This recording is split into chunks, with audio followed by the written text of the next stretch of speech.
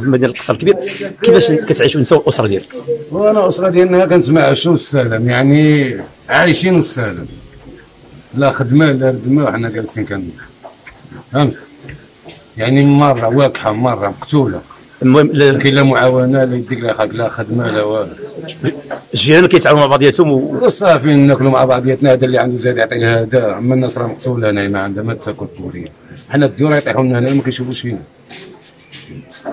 بغيت نقول لك على انه هذا الوباء راه هو قاصح العالم كامل، ماشي غير طبعا ماشي غير القصر الكبير، ولكن كنظن على انه المغرب وخاصه مدينه بحال القصر الكبير غادي يكون الناس تقصحت بزاف.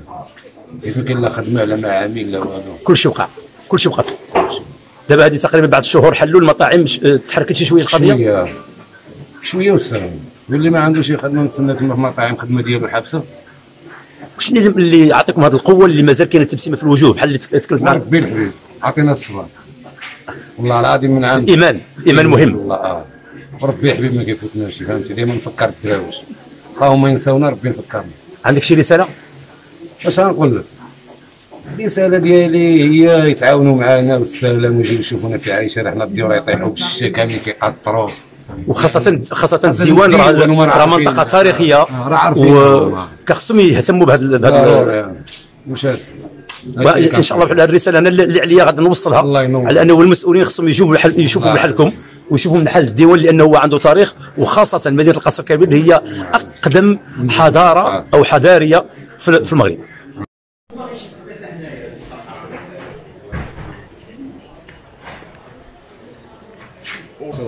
مازال خايف واحد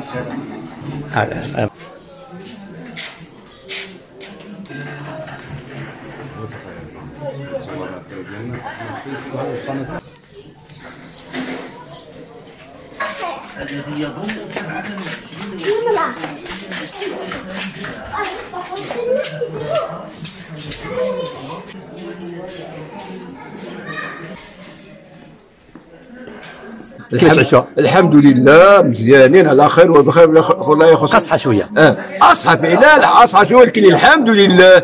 ولا بد من لا بد بعد من العسر يسرا، ولا بد من الضيق كيولي اتساع، والناس قبل منا عاشوا بالضيق اكثر منا ودوزت حتى حنا اذا التفاؤل وهذه التبسيمه مهمه جدا باش الواحد يدوز من هذه المرحله. الابتسامه هي كل شيء والضحك هو كل شيء. انا المسائل ديال طبعا باش نحيدوا من الوجه ديالهم الحمد لله الابتسامه، والكلمه الطيبه صدقه، والابتسامه في وجه اخيك صدقه.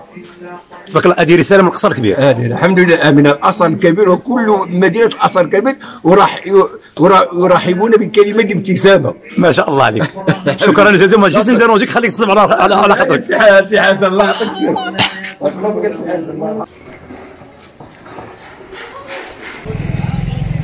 Chers amis, Best Friend, Ikhwani Akhawati, salam alaikum, bonjour et bienvenue cette fois-ci dans une petite ville au nord du Maroc, mais vraiment à la frontière du protectorat franco-espagnol. Comme vous le savez, le Maroc, son indépendance il a eu en 1956, et à Aqsa al-Kbir, à quelques kilomètres d'ici, une dizaine, il y a la frontière qui séparait le protectorat ou la colonisation espagnole au nord et française au sud. Alors, nous sommes bien sûr intéressés par comment le nord du Maroc vit presque une année cette pandémie, ce Covid-19 qui a bien sûr mis le monde à plat. Alors, nous allons faire un tour, il fait très beau. Il y a toujours un sourire, et c'est ça qui est vraiment étonnant, malgré cette pression qui pèse.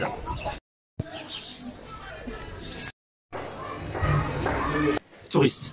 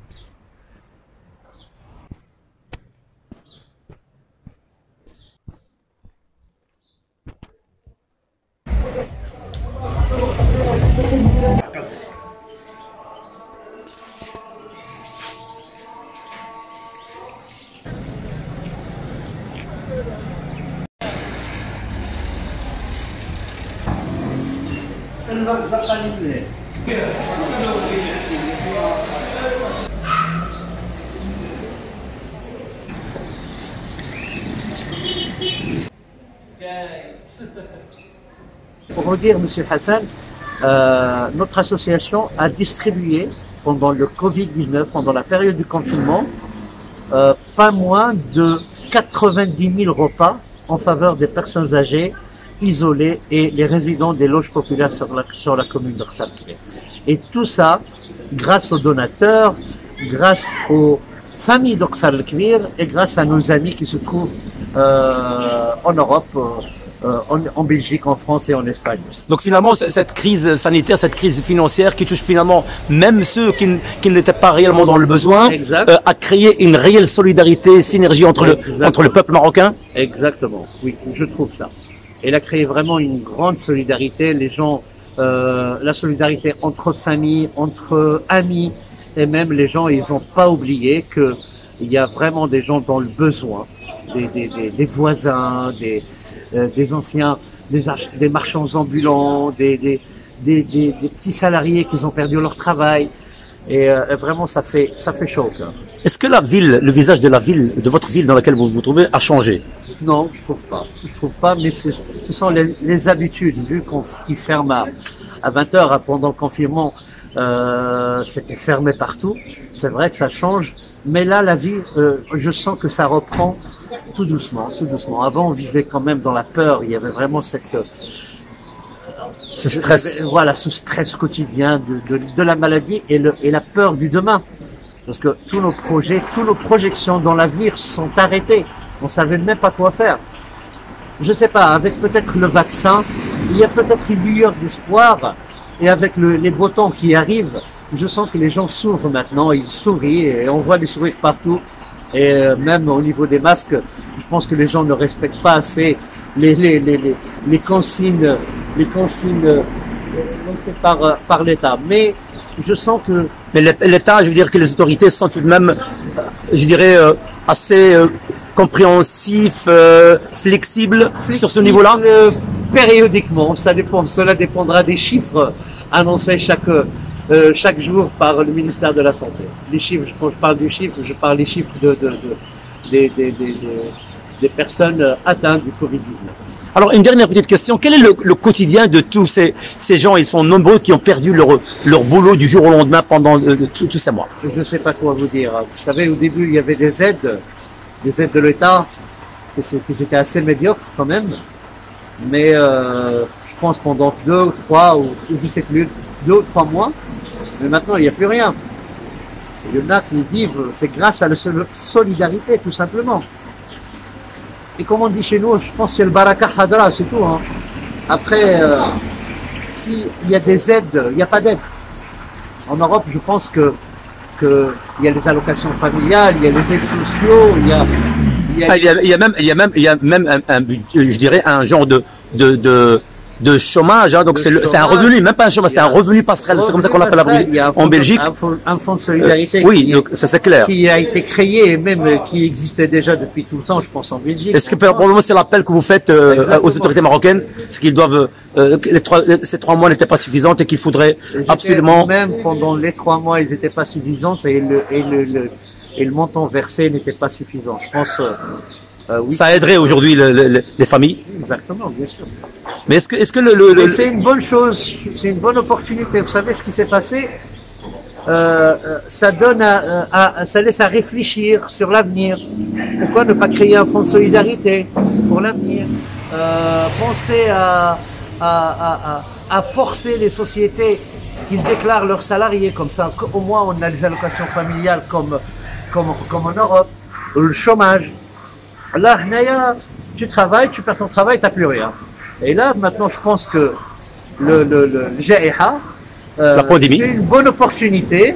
C'est une bonne opportunité pour que les institutions réfléchissent et programment et se préparent aussi. Pourquoi un jour il y aura peut-être d'autres pandémies et au moins on sera prêt au niveau financier pour assurer la vie quotidienne.